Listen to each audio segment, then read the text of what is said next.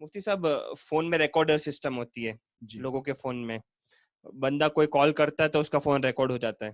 اب وہ ریکارڈنگ جو ہے ہمارے فون میں، کیا ہم وہ کسی اور کو بیچ سکتے ہیں؟ ہاں دیکھیں، اگر آپ ریکارڈنگ کرتے ہیں باتوں کو، اور اگر آپ کا مقصد جو ہے صرف یہ کہ باتیں یاد ہے، آرڈر یاد رہے، بات یاد رہے، یا سامنے والا پھر نہ جائے، اس لیے آپ ریکارڈ کر لیتے ہیں اپنی فون میں باتوں کو، تو اس میں کوئی حرج نہیں. حالانکہ اسے بھی بغیر اجازت کے ریکارڈ نہیں کرنا چاہیے. لیکن اگر آپ یعنی اپنے ضرورت کی وجہ سے ریکارڈ کرتے ہیں تو ریکارڈ کر سکتے ہیں، لیکن اسے کسی اور کو فارورڈ کرنا یہ جائز نہیں ہے. اس کی باتوں کو جو اس نے آپ سے کی ہے وہ راز کی بات ہے، آپ سے کی تو صرف آپ کو اپنے تک محدود رکھنا یہ ضروری ہے کہ وہ صرف آپ تک رہے. یہ راز کی بات ہے، اسے کھولنا، اسے فاش کرنا، دوسروں کو فارورڈ کرنا یا دوسرے کو نہ بھیجی، صرف بتانا. آپ نے فون پر بات کی تو ارے وہ تو ایسا بول رہا تھا، یہ بتانا بھی جائز نہیں ہے.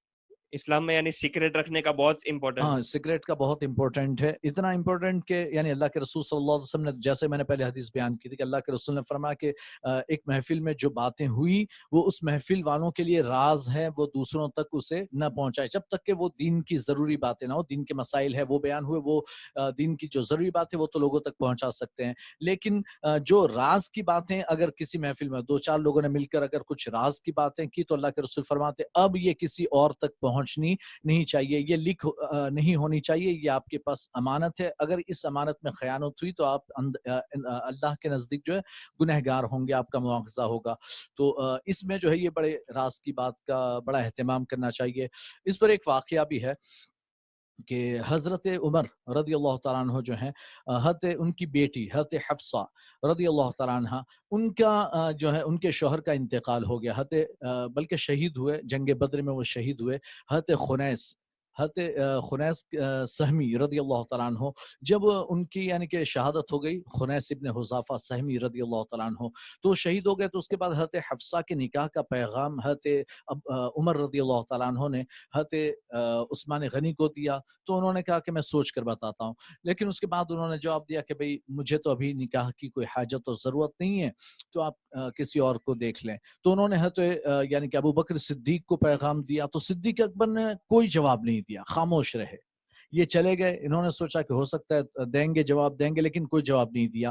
پھر اس کے بعد اللہ کے رسول صلی اللہ علیہ وسلم نے پیغام دیا کہ میں حفصہ سے نکاح کرنا چاہتا ہوں. حضرت عمر بڑے خوش ہوئے، نکاح کرا دیا. اس کے بعد ابو بکر صدیق سے ملاقات ہوئی تو صدیق اکبر نے فرمایا کہ اے عمر، مجھے لگتا ہے کہ تمہیں مجھ پر بڑا غصہ آیا ہوگا جب تم نے حفصہ کا پیغام دیا اور میں نے کوئی جواب نہیں دیا. تو حضرت عمر کہتے ہیں ہم بہت غصہ آیا تھا. عثمان نے تو جواب بھی دے دیا لیکن تم نے تو جواب بھی نہیں دیا. مجھے تو عثمان سے زیادہ تم پر غصہ آیا. انہوں نے تو انکار بھی کیا لیکن تم نے جواب نہیں دیا. تو حضرت ابوبکر صدیق فرماتے ہیں کہ اللہ کے رسول صلی اللہ علیہ وسلم سے میں نے صرف سنا تھا.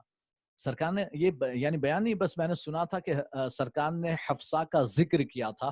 تو مجھے لگتا تھا کہ سرکار حفصہ کو پیغام دے گے، لیکن یہ یقینی بات نہیں تھی. تو میں یہ چاہتا تھا، سرکار کا یہ راز میں کھولنا نہیں چاہتا تھا. میں چاہتا تھا کہ انتظار کروں، اگر سرکار پیغام دیں اور نکاح کریں تو ٹھیک، اگر نہیں کرتے ہیں تو میرے لیے آپشن کھلا رہے گا، میں نکاح کر لوں گا. اس لیے میں نے کوئی بات تمہیں نہیں بتائی کہ یہ سرکار کا راز تھا.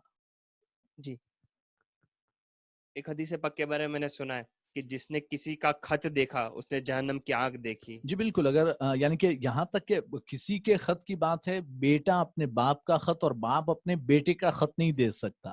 تو یعنی میسج، آج کل خط نہیں میسج ہیں، تو ہم میسج میں بھی یہی مسائل ہے کہ آپ کسی کا موبائل اٹھا کر اس کی گیلری چیک نہیں کر سکتے، آپ اس کے میسج چیک نہیں کر سکتے. حرام ہے، سخت حرام ہے. صحیح. ہاں البتہ یہ کہ چھوٹے بچے ہیں اور اس کے پیرنٹ کنٹرول کرنا چاہتے ہیں کہ میرا بچہ جو ہے غلط راہ پر، تو اس کے لیے نگرانی کی اجازت ہے. اچھا